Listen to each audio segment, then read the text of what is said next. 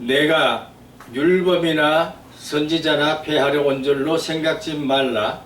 폐하려 온 것이 아니요 완전케 하려 함이로라. 진실로 너희에게 이르노니 천지가 없어지기 전에는 율법의 1.1획이라도 반드시 없어지지 아니하고 다 이루리라. 그러므로 누구든지 이 계명 중에 지극히 작은 것 하나라도 버리고 또 그같이 사람을 가르치는 자는 천국에서 지극히 작다 일컬음을 받을 것이요 누구든지 이를 행하며 가르치는 자는 천국에서 크다 일컬음을 받으리라. 마태복음 5장 18절에서 19절 말씀을 봉독해 드렸습니다. 오늘은 안식일에 대한 계명을 중심으로 말씀을 드리겠습니다. 우리가 흔히 이 십계명을 얘기할 때에 안식일에 대한 준수를 크게 의미를 삼습니다. 그래서 우리 이 성경을 해석하신 분 중에 이 한태동 박사라는 분이 계십니다. 그분이 이 십계명의 구조를 이렇게 나눴습니다. 1계명에서 3계명까지는 하나님과 인간의 관계, 그 다음에 5계명에서 7계명까지는 인간과 인간의 관계, 그 다음에 8계명에서 10계명까지는 이 재산과 인간의 관계를 말했다. 그리고 이 4계명은 뭐냐? 이 천지인, 그러니까 하나님과 사람과 땅, 재물에 대한 이 천지인 삼재를 하나로 회복하는 날로서 안식일이다 이렇게 가르쳐 주셨는데 지금 생각해 보니까 참 그 말씀이 타당하다고 생각이 됩니다. 지금 우리는 이 예배를 당분간 대면 예배를 안 하고 비대면 예배를 드리는데 이때 우리가 예배에 대한 것을 좀 생각해 볼 필요가 있습니다. 이 예배의 근본 목적은 창조주 하나님과 예수님과 성령에 대해서 삼위일체에 대해서 이 예배를 드리는 것입니다. 주로 이제 신약에서는 예수님에 대한 그 예배를 많이 예배를 드리는데 이 그리스도 예배, 이 그리스도 미사 이것이 있는데 이 개신교와 또 천주교와 유대교의 그 율법에 대한 이 십계명에 대한 약간의 이제 해석이 좀 다른데요. 전에는 보니까 이 성경을 그 중심해서 가르치는 이 아마 70년대까지 됐는지 모르겠습니다만은 이 찬송가 앞에 십계명이 있어서 가끔 이제 예배 시간에 십계명을 이 그대로 외운 적이 있는데요, 고백한 적이 있는데 언젠가부터는 그것이 없어졌어요. 사실 저는 좀 섭섭하게 생각합니다. 십계명에 대한 이해를 잘 하지 아니하면 안 되는데 오늘 읽어드린 이 율법이나 선지자의 그 중심되는 이 법이 이 언약의 법이라든지 그 다음에 모세 율법이라든지 하는 이것이 이제 중심이 돼서 내려왔는데요. 특히 가톨릭에서는 그 이 제4 안식일 계명을 주일을 지키라 이렇게 바꿨습니다. 거기에 대한 것은 주로 이제 그 오거스틴이 아무래도 우리가 이 그리스도를 예배할 때는 이 안식일 개념이 아니라 주님이 부활하신 그때를 기념해야 되지 않느냐 해서 결국 가톨릭에서는 십계명을 이 주일을 지키라 이렇게 이제 얘기를 했습니다만 어떻게 보든지 안식일에 대한 근본적인 이해를 할 필요가 있습니다. 첫째로 이 안식일의 그 의미는 우리가 그 창세기에서 볼 수 있듯이 엿새 동안 하나님께서 이 우주의 그 창조 과정에 있어서 첫째 날부터 여섯째 날까지 그 창조를 다 끝나시고 마지막에 안식일이 됐을 때 쉬셨다. 그렇게 얘기가 되어 있습니다. 그러면 그것은 무엇을 의미하느냐? 하나님이 쉬셨다고 하는 것은 이 요즘 말로 하면 이제 그 뭐라 그럴까요? 휴식 뭐 이런 뜻이 되겠는데 레이저란 말이 거기서 나왔습니다. 휴식. 요즘 우리는 이제 토요일, 일요일이 뭐 휴식이 됐습니다만은 이 휴식이라고 하는 것은 인간에 있어서 모든 것을 회복시켜주는 인간의 삶을 다시 재충전하는 것으로 이해를 하는데요. 영적으로도 그렇게 볼 수가 있습니다. 그런 면에서 우리는 나 자신이 하나님을 경배하는 그 경배의 기본적인 태도를 가져야 되는데, 예배에 대한 것은 반드시 예식이 들어갑니다. 뭐 영어로는 이제 리터지라는 말을 쓰고요. 그 다음에 집례자라는 말을 쓰죠. 리터지스트라고 하는 얘기를 쓰죠.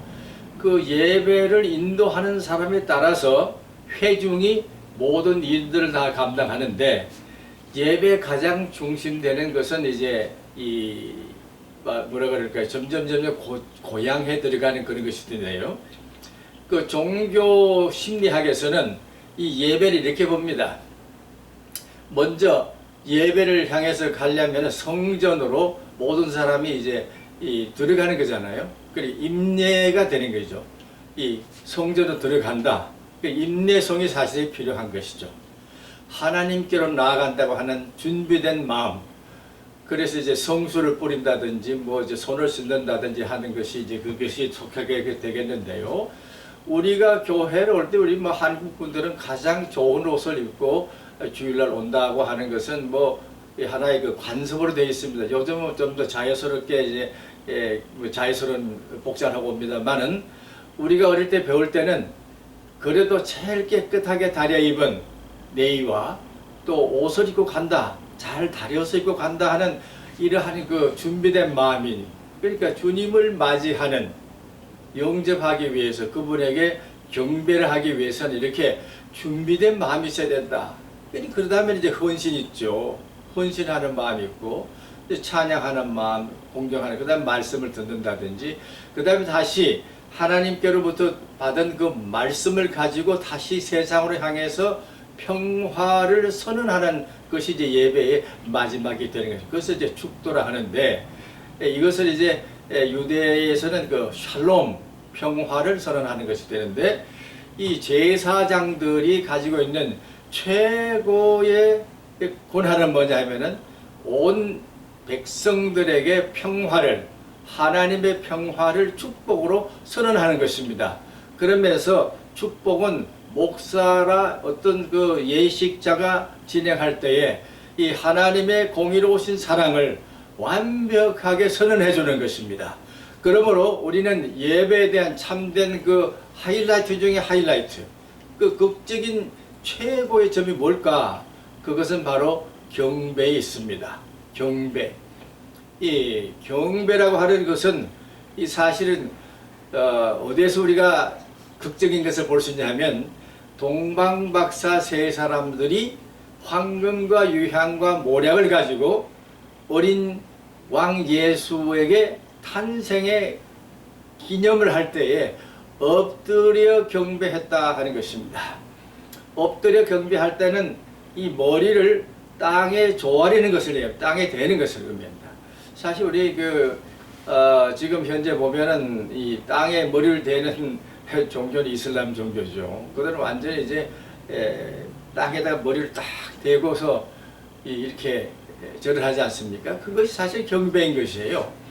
근데 우리 기독교에서는 지금 그러한 경배 의식을 몸으로 산제사를 드리는 의식이 없는데, 말하기는 우리들이 혼자 하나님께 경배할 때는 이와 같은 마음으로, 이 동방박사들이 드렸던 그와 같은 모습으로 예배를 드리는, 개인의 경배를 드리는 시간이 있으면 좋겠습니다.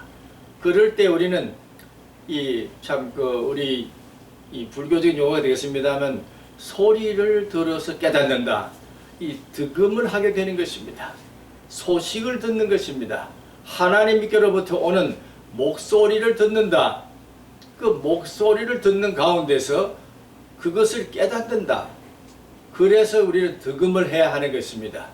예배의 궁극적인 목적은 하나님을 경배하고 경외하는 동시에 하나님께로부터 오는 참된 평화의 말씀을 듣는 자세가 필요한 것입니다. 순종하는 마음이 필요한 것입니다. 그래서 우리는 이때에 개인의 기도 생활, 개인의 예배 시간을 통해서 이와 같은 삶의 과정을 잘 받아들이면 좋겠습니다. 그런 면에서 오늘 교회가 한국 사회에 대해서 선포할 수 있는 것은 안식일의 참된 의미를, 주일의 부활의 참된 의미를 예수님 말씀에 이 율법의 선지자로 폐하려온 게 아니라 완전케 하고자 하는 이와 같은 것을 선언하는 선언의 축복의 시간이 되기를 바라는 것입니다. 그래야만 우리는 기독교가 가지고 있는 참된 근본적인 하나님 말씀이 요구하고 있는 이 근본적인 삶의 자세로 이때 기본 자세를 갖게 되는 것입니다. 하나님과 인간관계에 대한 것을 선언할 수 있는 안식일의 표징이 오늘과 같은 시대에 나타나야 할 것입니다. 그러자면 어떻게 해야 되겠습니까? 무신론적인 세계관을 완전히 넘어설 수 있는 교회가 참 하나님의 계시를 통해서 주어진 이 하나님의 계시의 세계를 선포하는 권 있는 교회가 되어야 할 것입니다. 그리고 지금은 인간과 인간 사이에서 지금 많은 갈등이 있습니다. 전 세계가 스스로 이렇게 갈등 속에 들어가는데 인간과 인간을 서로가 서로를 화해할 수 있는 가난한 자나 부자나 다 서로가 서로 받아들이는 화해의 역사가 있어야 되겠습니다. 편가르기가 아니라 서로가 서로를 받아들이는 이 인간과 인간이 만나는 이 안식일이 필요한 것입니다. 평화가 필요합니다. 우리는 이와 같은 인간과 인간 모든 사람들이 다 하나님의 공의 앞에서 하나님의 참된 법도 안에서 관계를 회복하는 거룩한 민족이 되고 백성이 되고 사람이 되는 이 평화의 삶이 있어야 하겠습니다. 그런데 사람이 중심이 된다고 하면서도 사람과 사람 사이를 분리시키는 모든 악한 행위를 우리는 정죄해야 할 것입니다. 그런 면에서 우리가 예배를 비대면으로 한다 할지라도 이와 같은 비인간적인 비도덕적인 일에 대해서는 우리가 용서해서는 아니 될 것, 용납해서는 아니 될 것입니다.